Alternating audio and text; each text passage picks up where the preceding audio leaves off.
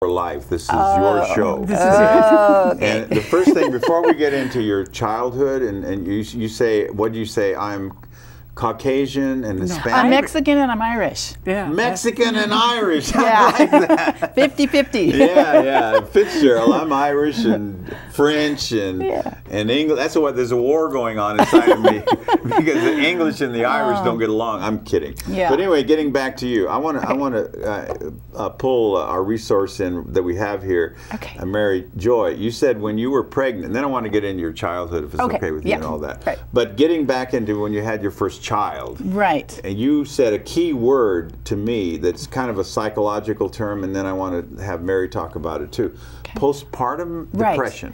Okay. Right. When Andrew and I decided we wanted to have our first child, it was really an exciting time. I loved being pregnant. Delivery was interesting. It was you were bonding with the child. Oh, I loved it. We read to baby Q, we called her. We didn't know the gender.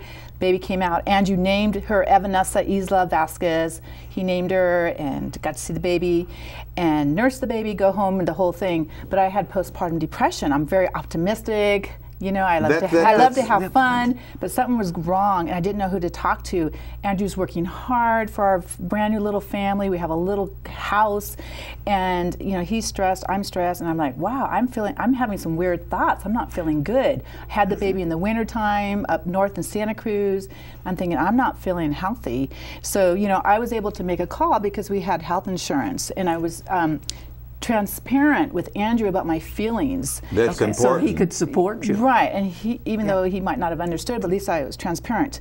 But I was kind of felt like I was on an island because I was so busy with this brand new baby, I didn't know what to do. So I did go see a counselor. I exercised after that every day because I needed to get out physically. And then I started a women's support group, a Bible study group with the neighbors. We had 12 families, so connecting people together. I love. You were doing that then. I love initiating community, building community, and getting people started. And then I felt so much better because I was out and about. So the depression got better. Right. It just left. Just left? It just left, you know, because I was out exercising, the endorphins were feeling great, I was talking to people, I felt valuable, you know, because I was just learning. You didn't feel isolated I wasn't anymore. isolated, that's part of it. and I think also that's just part having of this baby was such a big responsibility, it was huge. Yeah. And then I got perspective from a counselor, and then Andrew, I got his perspective too, and prayer. Yeah. And I want to ask you, Mary Joy, why do women, after they fall in love with the baby, and then they get so depressed, some women even kill the baby? I mean, it can be really. What is it physically? What goes on? Is it harm? Explain that to the audience. How does that work? Just before delivery, those hormones raise, and you're just on top of the world. You have that energy to go through the delivery and everything, and then you have this, and you've had the hormones during the pregnancy to support that, and then all of a sudden they just drop off like precipitously. Really? Yeah. Oh, yeah. And in some women, it seems to be greater than others. These are, you know, some people go through postpartum and they don't experience that. Other women, for whatever reason, just really have a hard time dealing with it. And at least now we recognize it. I mean, you can think, you know, how many years ago when there wasn't any literature on it. You couldn't Google it. You couldn't, you know, you didn't know. And Maureen did the absolutely right thing. It's connect with people. And she reached out and made her own support group. But that's psychological. What about medically? Is there anything that you can take to balance out the hormones again medically? Or is that even looked at, or what? Well, this is something that ultimately, after the pregnancy, you get back into a normal cycle. Your hormones do go back, so it's a natural process.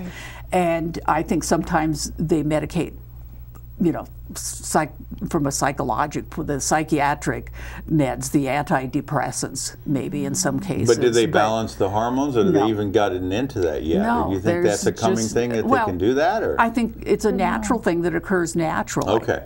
You know, that it takes the time afterwards for the hormones so to and also, balance I don't know, I nursed my 3 daughters, so I don't think you would want to take any medicine. No, you wouldn't. And I also like to go as organic or naturally as possible, to let it naturally kind of work out. That's what I understood. Yeah, because ultimately the cycle, you know, returns to normal and you get through it. And like, it varies from woman to woman how much of that how far you go down in the depression. Okay. And how to get out. Some people get suicidal, that you know, the mothers or the... Oh, yeah. Oh, yeah. I had crazy thoughts. Like what? Yeah, that's all.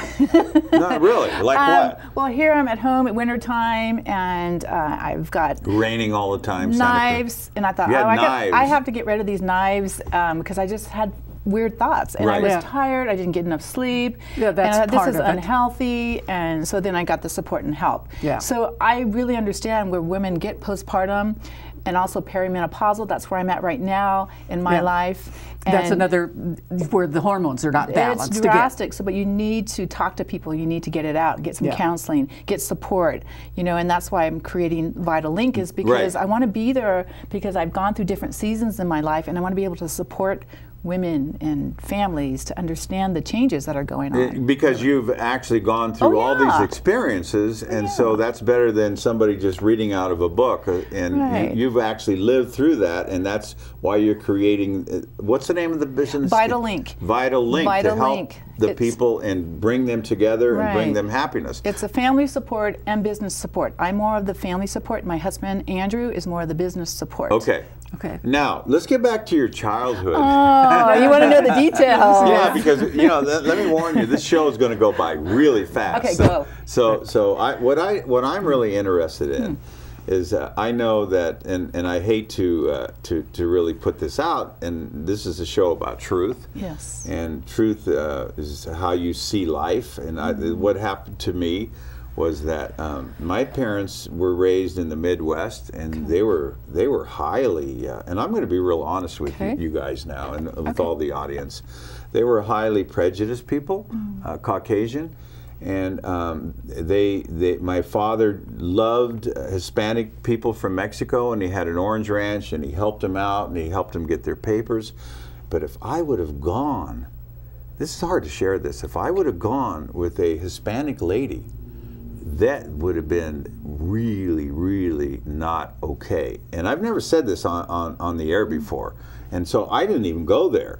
And you know, and your husband's father, he went with a Caucasian lady, and there's your husband, half Caucasian and half Hispanic. And there you are. I love the way you say that, Irish, Irish and Mexican. I love it. So you know, I'll be 70 years old soon, and my God, that's old. That's awesome. Oh, see, she's giving me support right now. It's all in the attitude. But anyway, times have changed, thank goodness, and yet for some people they haven't. So tell me about your parents. I don't know if you want to get into that, but we were talking about families now, dysfunctional families, and how you get rid of the dysfunctionality and get them back into being functional. So your parents, who was Irish? So my parents were, it was a biracial relationship. Biracial. My mom was a Mexican, my dad was Irish. And your mother was Mexican. Mexican, and they fell in love at 19 and 20, and they moved away from San Pedro, California. They were okay with it? I'm serious, or do you know? I think my dad's side, and he was Caucasian. I believe Irish. Irish, I love it. From my mom's perspective, that there was some prejudice there. But from her perspective, yes, from her perspective. I didn't know my grandparents because they all died off.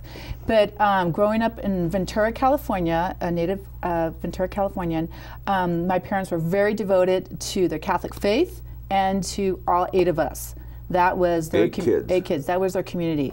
My dad worked for Farmers Insurance. My mom was at home, available for all of us, and she, to this day, really loved nurturing and loving all 8 of us. Wow. She really enjoyed it. And there was a lot of love in our family, and there was always people around the family, and that's why I can work really great around chaos and people. There were areas that were concerned for me when I was growing up because we didn't talk about our feelings, our emotions. Of course not. There were some double standards, and I could see this. What are some of the double standards? There was more. Sometimes there was more support for the boys on their sports.